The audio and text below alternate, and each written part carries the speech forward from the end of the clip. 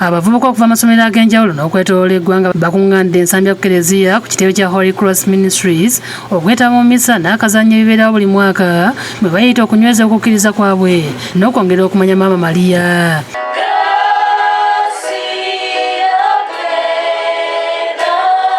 Emmisa eno buli mwaka eteekebwa mu mwezi ogw'omukaaga kyokka ng'omwaka guno olw'embeera y'ekirwadde kimunabyamungalira kya COVID-19 ekyazingako ensi yonna basazeewo giteekawo mu mwezi ogw'ekkumi era nga yeetabiddwako abavubuka abalondemu nga bagoberedde amateeka g'okuziyiza okutangira obulwadde bwa COVID-19.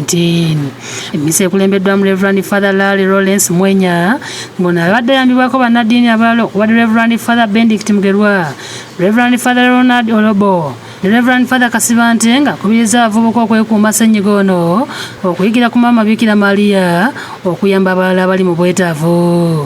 Like the sick, we can reach out to those because it is a need. Where there is someone in need of food, we can respond. When we have enough, we can share with the others. That is how Mary teaches us. Batambulidde ku mulamu okugamba nti gezaako okusaba essaala ekola nga Angela Ndagiredde mu Kisabeti aba Holy Cross Ministries bwe bannyonnyola. Tegera nti okusoma essaala kikulu nnyo naddala ate sapule okulaba nti abaana bayiga eddiini ate era bayiga ku nnyaffe Bikira Maria. Abamu ku bayizi abeetabye mu Emmisa eno bannyonnyodde ebirungi bye bafunyemu. Ate okujja kw'eno Emmisa kinyamba okumanya ebirala ebikwatagana ku ddiini lyange. Kinyamba okusigala nga ndi bumu. Joseph Innocent Senfuma yakusakidde eggulu lino ku lwa Bukedde TV.